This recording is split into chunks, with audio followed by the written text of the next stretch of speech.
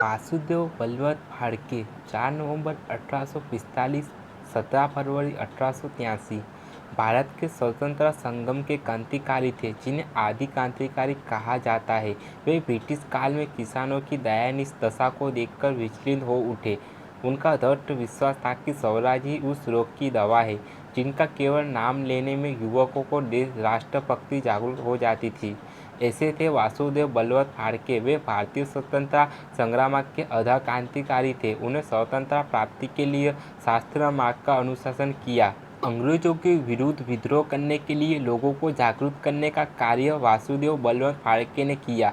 महाराष्ट्र की कोठी भील तथा दंगल जातियों को एकांतर कर उन्होंने रामोसी नाम का क्रांतिकारी संगठन खड़ा किया। अपने इस मुक्ति संग्राम के लिए धन एकत्र करने के लिए उन्हें धनी अंग्रेज साहूकारों को लूटा।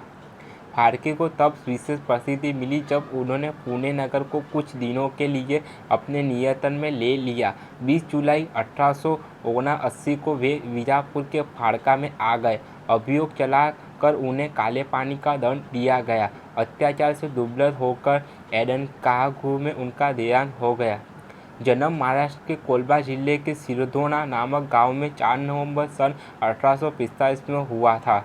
पेशवे के जमाने के ब्रिटिश परिवार की हालत धीरे धीरे खत्म हो गई। डंगा मंगा चुकी थी, इसलिए डॉ विलियम्स को हाई स्कूल में 2 कक्षाएं पास करने के बाद ही उनके पिता ने आगे पढ़ने से इनकार कर दिया। वह चाहते थे कि वासुदेव किसी दुकान पर 10 रुपये माहवार पर नौकरी कर ले, लेकिन वासुदेव नहीं माने और बोले अभी और पढ़ूंगा। पिता से पढ़ाई का खर्च ना मिलने पर घर छोड़कर मुंबई चले गए। जीआईपी में 20 रुपये माहवार पर नौकरी कर ली। इसके बाद गवर्नमेंट मेडिकल कॉलेज और फिटनेस केमिस्ट्री में नौकरी की। नौकरी के दौरान ही उन्होंने शादी भी की, पर 28 वर्ष तक पहुंचते ही उनकी पत्नी का देहांत हो गया।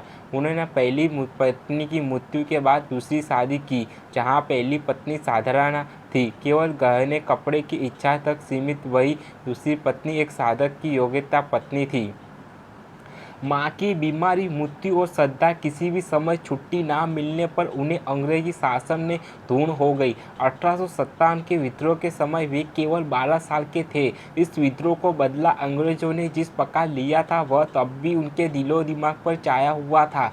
सैकड़ों लोगों को पेड़ पर लटकाकर फांसी दी गई। ऐसी ऐसी यातनाएं दी गई जिन्हें इतिहास में कभी लिखा नहीं जा सकेगा। इन यातनाओं के विरोध का बीज उनके दिमाग में था, वह धीरे धीरे पल्लवित होने लगा।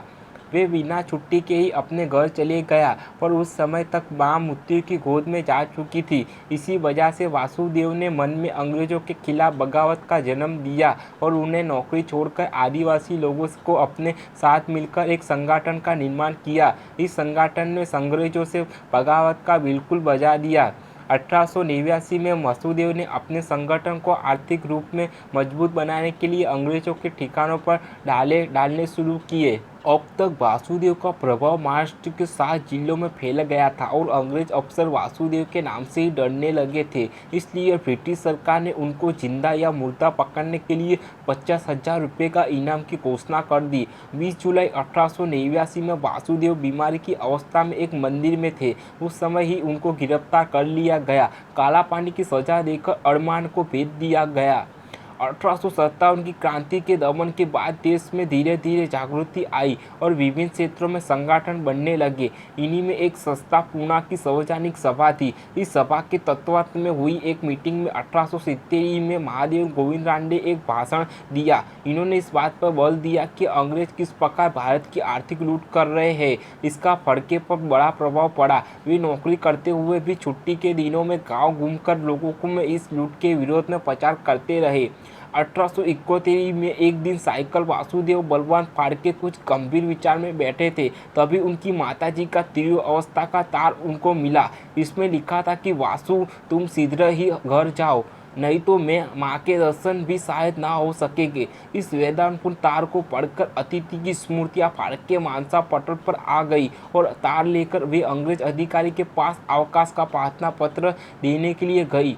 किंतु अंग्रेज तो भारतीयों का अपमानित करने के लिए सतत प्रयास करते रहते थे। उस अंग्रेज अधिकारी ने अवकाश नहीं दिया, लेकिन वासुदेव बलवंत फाड़के दूसरे दिन अपने गांव चले गए। गांव आने पर वासुदेव पर पत्रघात हुआ। जब उन्होंने देखा कि उनका मुंह देखने बिना ही तड़पते हुए उनकी ममता ही माँ चल बसी है, उन्हें पाँव छूकर रोते हुए माता से क्षमा मांगी, किंतु अंग्रेजी शासन के दूरिया व्यवहार से उनका हृदय द्रवित हो उठा। 17 फरवरी 1883 के दिन अंडमान जेल में अपनी सजा को पूरी करते ही एक वीर सपूत वासुदेव बलवंत फाड़के हमेशा के लिए अमर शहीद बन गए।